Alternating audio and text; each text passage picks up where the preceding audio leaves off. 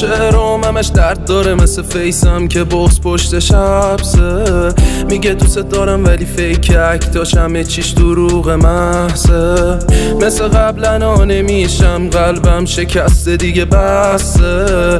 همه چیو بیار و پس بده من قلبم هم مونده دستت. میدونی خیلی کریپیه حرفاش خیلی درد داشت که رفتش. بعد اون نشد نمیشه هرچی داشتم و کردم صرفش.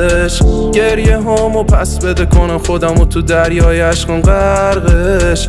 ببین چی کار کردی با دلم که دیگه حتی نمیزنه نبضش.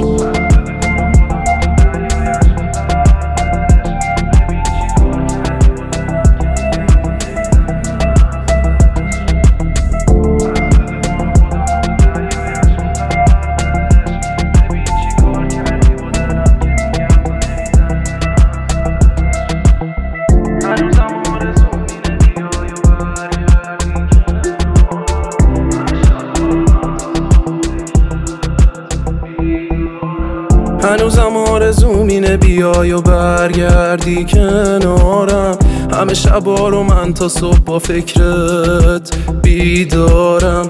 کاشگاهی وقتا بیای و سر بزنی به قلب بیچارم. من بی تو بیتابم نمیتونم دیگه دووم بیارم. مگه قرار نبود بمونیم هرچی شد ما دوتا تا تشتا. آخرش اشتباه من بود که فکر کردم میمونی امرم.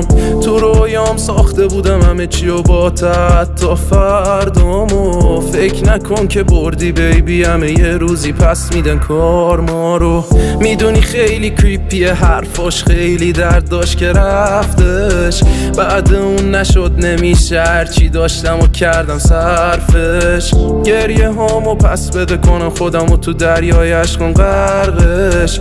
ببین چی کار کردی با دلم که دیگه حتی نمیزنه نبضش.